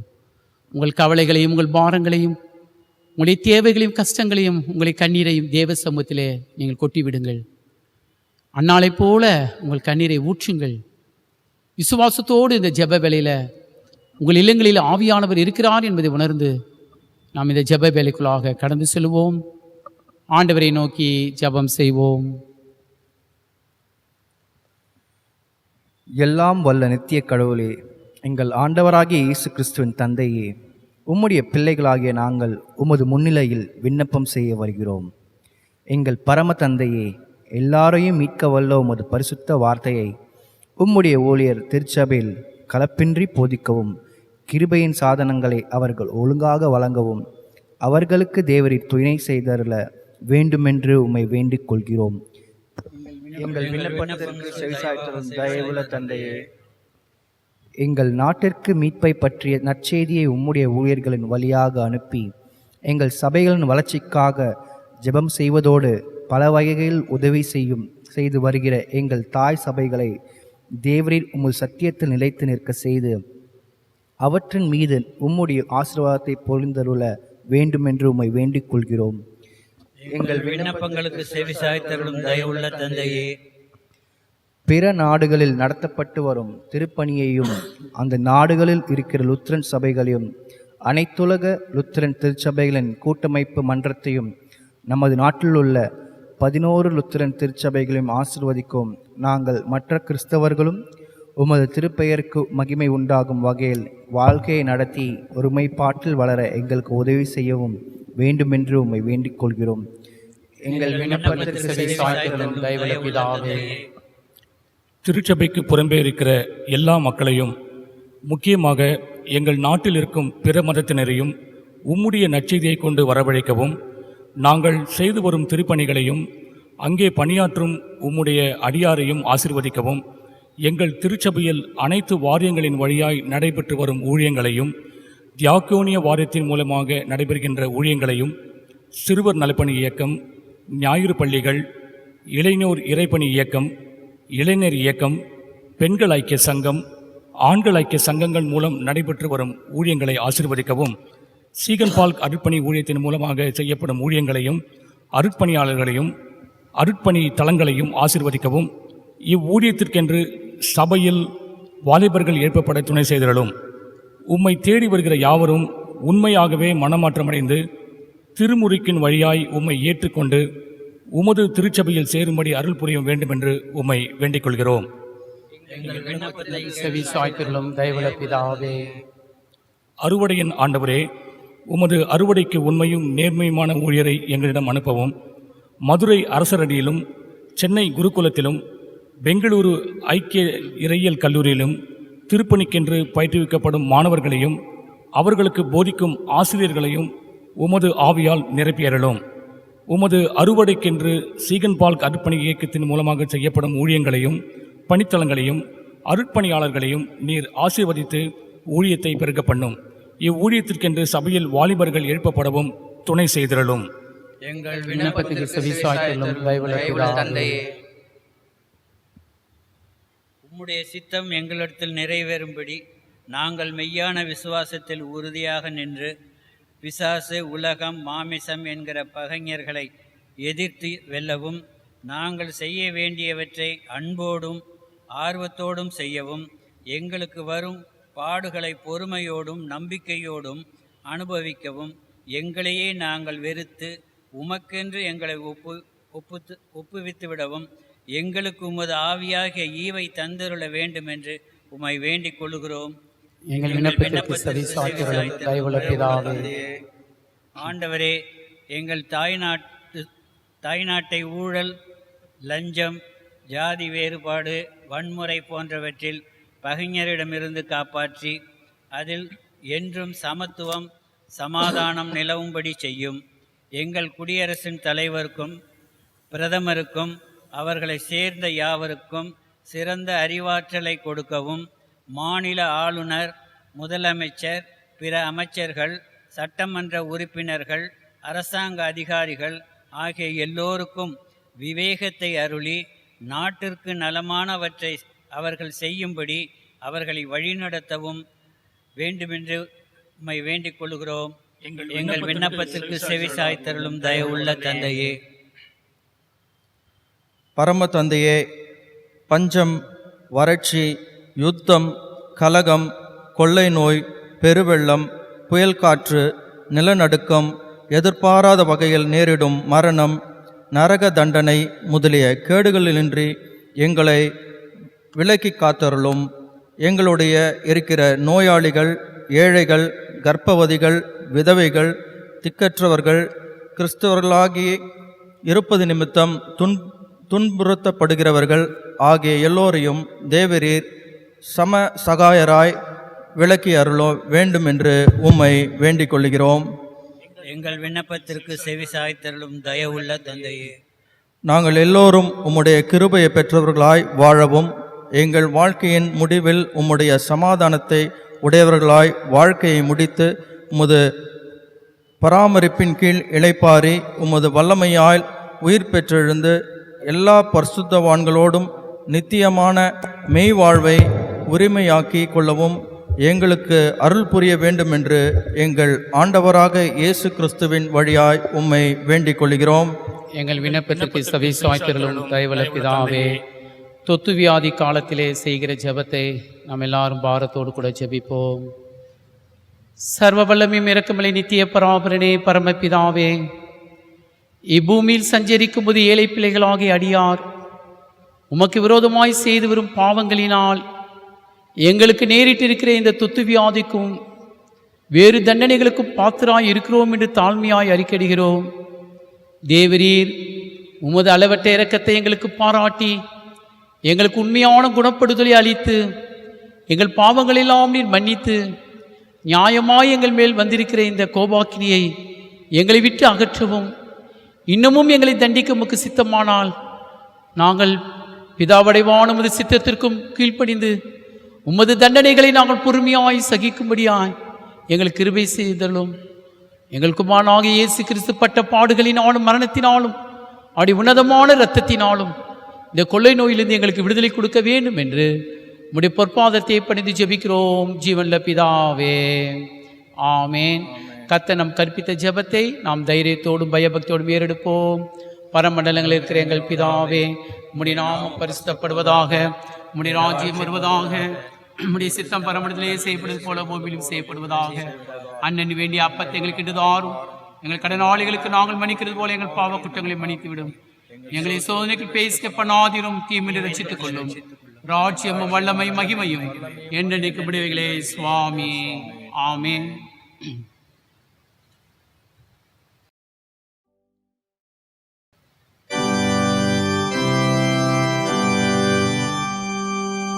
கர்த்தரானவர் உங்களோடு இருப்பாராக.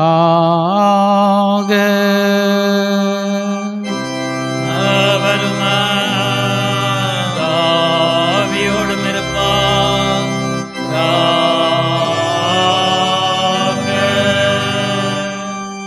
கர்த்தரானவர் உன்னை ஆசீர்வதித்து உன்னை காப்பாராக.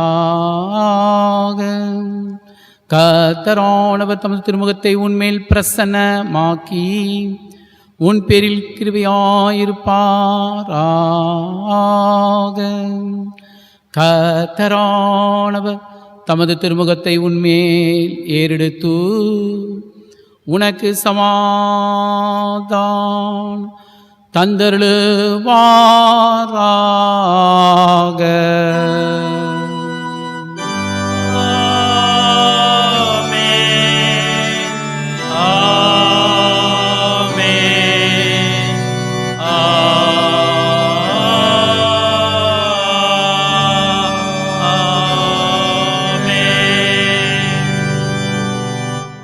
நாம் கடைசியாக கேட்ட சத்தியத்தை மனதில் கொண்டு ஒளியின் பிள்ளைகளாய் நாம் நடப்போம் என்று சொல்லி நாம் கர்த்தரிடத்தில் ஒப்புக் கொடுப்போம். 219ஆம் நாணப்பாடல் 6ஆம் 7ஆம் 8ஆம் கவியை பாடுவோம்.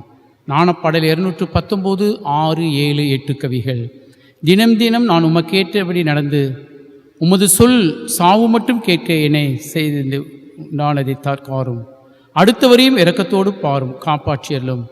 மகத்துவமுள்ளோரே, நர தயாபரா, அடியாரை அன்போடு நோக்கி உம்முடைய முகத்தின் ஒளியாலும் எச்சோதனையும் ஜெயிக்கும் பலத்தை ஆசீர்வதியும். நாணப்பாடல் 219, 6ஆம் 7ஆம் 8ஆம் கவியை பாடுவோம்.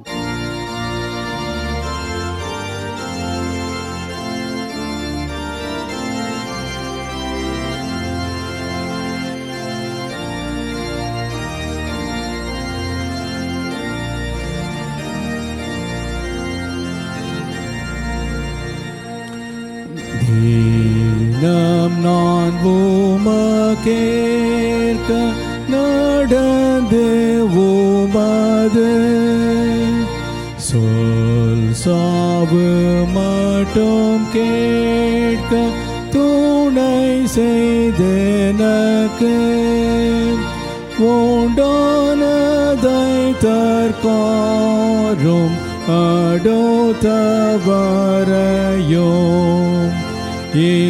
இரக்கத்தோடே பாரும் காப்பாற்றியருளும்.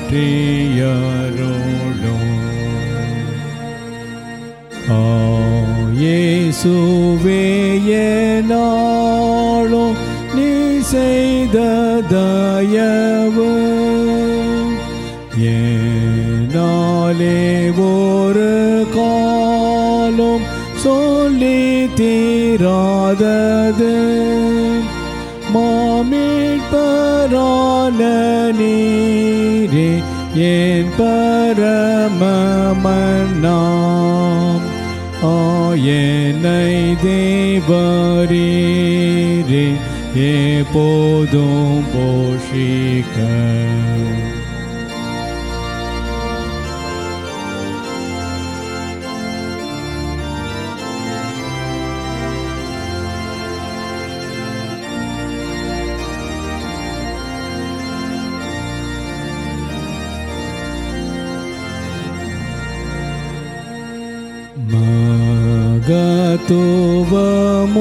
மகத்துவமுள்ளோரே நரதயாபரா அடியாரையன்போடே நோக்கிவோமுடைய மோகத்தின் ஒளியாலோமே சோதனையோ ஜெயிக்கும் பலத்தாலும் ஆசீர்வதிக்கவும்.